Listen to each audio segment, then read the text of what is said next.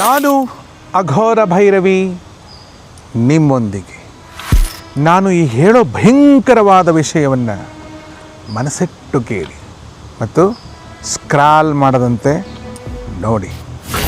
ತಂತ್ರ ಏರುವುದು ತಂತ್ರ, ಏರಿದ ಮೇಲೆ ಸ್ವತಂತ್ರ, ಏರಿಕೆಯೇ ಇಲ್ಲ ಎನ್ನುವುದೇ ಒಂದು ದೊಡ್ಡ ಅತಂತ್ರ. ವಿದ್ಯೆ ಅನ್ನೋದು ಒಂದು ದೊಡ್ಡ ಸಾಗರ. ಇದರಲ್ಲಿ ಈಜಬೇಕೇ ವಿನಃ ಆಳಕ್ಕೆ ಇಳಿಯುವ ಪ್ರಯತ್ನ ಖಂಡಿತ ಮಾಡಬಾರ್ದು. ಯಾಕಂದರೆ ಒಂದೊಮ್ಮೆ ಮುಳುಗೋದ್ರೆ ತಳ ಮುಟ್ಟೋಲ್ಲ. ಜೀವನದಲ್ಲಿ ಖಂಡಿತ ಮೇಲಂತೂ ಬರೋಕ್ಕಾಗಲ್ಲ. ಅದರಲ್ಲಿ ತಂತ್ರ ವಿದ್ಯೆಯು ಒಂದು, ಅದರಲ್ಲೂ ವಿಶೇಷವಾಗಿ ಚೌಡಿ ವಿದ್ಯೆ. ಈ ವಿಷಯದಲ್ಲಿ ನೀವುಗಳು ನಾವುಗಳು ಬಹಳ ಜಾಗರೂಕರಾಗಿರಬೇಕು. ನೋಡಿ, ಚೌಡಿ ವಿದ್ಯೆಯಲ್ಲಿ ಗೊಂಬೆ ಪ್ರಯೋಗ ಅನ್ನುವಂಥದ್ದು ತುಂಬ ಉತ್ಕೃಷ್ಟವಾಗಿರ್ತಕ್ಕಂತಹ ಪ್ರಯೋಗ. ಅಣ್ಣ, ಈ ಚೌಡಿ ವಿದ್ಯೆಗೆ ಸಂಬಂಧಪಟ್ಟಂಗೆ ಈ ಗೊಂಬೆ ಪ್ರಯೋಗ ಅಂದರೆ ಏನು? ಇದಕ್ಕೆ ಪುತ್ಥಳಿ ಪ್ರಯೋಗ ಅಂತ ಕರೀತಾರೆ. ಇದು ಯಾವ ಥರ ವರ್ಕ್ ಆಗುತ್ತೆ, ಇದ್ರ ಬಗ್ಗೆ ಸ್ವಲ್ಪ ಕಣ್ಣಾಡಿಸೋಣ. ನೋಡಿ, ಚೌಡಿ ವಿದ್ಯೆಯಲ್ಲಿ ಗೊಂಬೆ ಪ್ರಯೋಗ ಅನ್ನುವಂಥದ್ದು ತುಂಬ ಉತ್ಕೃಷ್ಟವಾಗಿರ್ತಕ್ಕಂತಹ ಪ್ರಯೋಗ. ಚೌಡಿ ವಿದ್ಯೆಯನ್ನು ಪ್ರಯೋಗ ಮಾಡೋರು ಈಗ ವಿರಳ, ಲುಪ್ತಪ್ರಾಯ ಆಗಿದ್ದಾರೆ ಅಂದರೂ ಏನು ತಪ್ಪಿಲ್ಲ. ಆದರೂ ಅಲ್ಲಲ್ಲಿ ಇನ್ನೂ ಇದ್ದಾರೆ. ಇವರು ಏನು ಮಾಡ್ತಾರೆ ಅಂದರೆ, ಈ ಚೌಡಿ ವಿದ್ಯೆಯವರು ಈ 5 ರೀತಿಯಾದಂತಹ ಗೊಂಬೆಗಳನ್ನು ತಯಾರು ಮಾಡತಕ್ಕಂಥದ್ದನ್ನು ನಾವು ನೋಡಬಹುದು. ಇದರಲ್ಲಿ ಈ 5 ರೀತಿಯಾದಂತಹ ಗೊಂಬೆಗಳನ್ನು ಯಾಕೆ ತಯಾರು ಮಾಡ್ತಾರೆ ಅಂತಂದರೆ, ಯಾವುದೇ ವ್ಯಕ್ತಿಯ ಮೇಲೆ ದುಷ್ಪರಿಣಾಮಗಳನ್ನು ಬೀರಲಿಕ್ಕೋಸ್ಕರ ಅಥವಾ ಅದೇ ವ್ಯಕ್ತಿಯನ್ನು ಆ ದುಷ್ಪರಿಣಾಮಗಳಿಂದ ಕಾಪಾಡಲಿಕ್ಕೋಸ್ಕರ ಏನು ಮಾಡ್ತಾರೆ ಅಂತಂದರೆ, 5 ರೀತಿಯಾದಂತಹ ಗೊಂಬೆಗಳನ್ನು ತಯಾರು ಮಾಡಿ ಎಡದಂಡೆ ಮತ್ತು ಬಲದಂಡೆ ಮರಳನ್ನು ತೆಗೆದುಕೊಳ್ಳುತ್ತಾರೆ. ಅಂದರೆ ಕೆರೆ ಹತ್ತಿರ ಆಗಿರಬಹುದು, ಇಲ್ಲವೇ ಹೊಳೆ ಹತ್ರಲ್ಲೂ ಆಗಿರಬಹುದು. ಈ ರೀತಿಯಾಗಿ ಈ ಮಣ್ಣಿನಿಂದ ಮಾಡಿರ್ತಕ್ಕಂತಹ ಗೊಂಬೆಗೆ ಏನು ಮಾಡ್ತಾರೆ ಅಂದರೆ, ಯಾವ ವ್ಯಕ್ತಿನ ಸಮಸ್ಯೆಗೆ ಸಿಕ್ಸಾಕಬೇಕು ಅಂತ ಮಾಡಿರ್ತಾರೋ ಅಥವಾ ಬಗೆಹರಿಸಬೇಕು ಅಂತ ಮಾಡಿರ್ತಾರೋ ಆ ವ್ಯಕ್ತಿ ಉಪಯೋಗಿಸಿರ್ತಕ್ಕಂತಹ ವಸ್ತುಗಳನ್ನು, ವಸ್ತ್ರವನ್ನು ತಗೊಂಡು ಬಂದು ಆ ಒಂದು ಗೊಂಬೆಯಲ್ಲಿ ಅದನ್ನು ಹುದುಗಿಸಿ ಇಡ್ತಾರೆ. ಅದಾದ ನಂತರದಲ್ಲಿ ಈ ಚೌಡಿ ವಿದ್ಯೆಗೆ ಸಂಬಂಧಪಟ್ಟಂತೆ ಕೆಲವು ಯಂತ್ರಗಳು ಇರ್ತದೆ.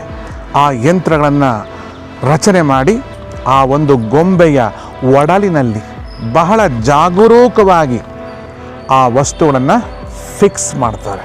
ಅಂದರೆ ಆ ಗೊಂಬೆಯ ಹೊಟ್ಟೆಯ ಒಳಗೆ ಹಾಕಿಬಿಡ್ತಾರೆ. ಆಮೇಲೆ ಅನೂಚವಾಗಿ ಬಂದ ಚೌಡಿ ಪ್ರಯೋಗದ ಮಂತ್ರಗಳನ್ನು ಅನುರಣನ ಮಾಡಿ, ಅಂದರೆ ಚಾಂಟ್ ಮಾಡಿ, ಇದೆಲ್ಲವೂ ಸಂಸ್ಕೃತ ಮಂತ್ರಗಳಿಗಿಂತ ಮೋಡಿ ಅಕ್ಷರಗಳಿಂದ ಕೂಡಿದ ಜಾನಪದ ಮಂತ್ರಗಳನ್ನೇ ಉಪಯೋಗಿಸಿ.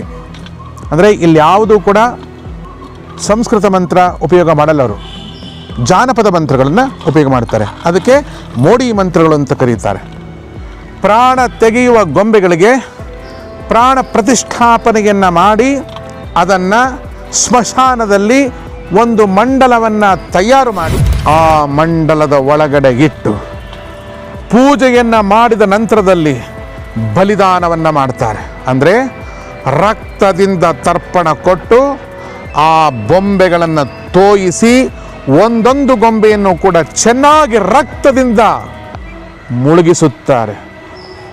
ಒಂದನ್ನು ಹರಿಯುವಂಥ ನೀರಿಗೆ, ಇನ್ನೊಂದನ್ನು ಅಗ್ನಿಮುಖ ಪ್ರಯೋಗದಲ್ಲಿ ಹೋಮಕ್ಕೆ ಹಾಕಲಿಕ್ಕೆ, ಮತ್ತೊಂದನ್ನು ಚಿತೆಗೆ ಹಾಕಲಿಕ್ಕೆ, ಮಗದೊಂದು ಬೊಂಬೆಯನ್ನು ಸ್ಮಶಾನದ ಭೂಮಿಯಲ್ಲಿ ಹೂಳಲಿಕ್ಕೆ, ಮತ್ತು ಎಲ್ಲರೂ ಕೂಡ ಓಡಾಡುವಂತಹ ದಾರಿಯಲ್ಲಿ ಹೂಳಲಿಕ್ಕೆ, ಜೊತೆಗೆ ಯಾವ ಒಬ್ಬ ವ್ಯಕ್ತಿಗೆ ಸಮಸ್ಯೆಯನ್ನು ಉಂಟು ಮಾಡಬೇಕು ಅಂತ ಇರ್ತಾರೋ ಅಂತಹವರ ಮನೆ ಹತ್ರ ಅವರ ಕಾಲು ತುಳಿತಕ್ಕೆ ಸಿಗುವ ಹಾಗೆ ಹಾಕುವಂಥದ್ದನ್ನು ಕೂಡ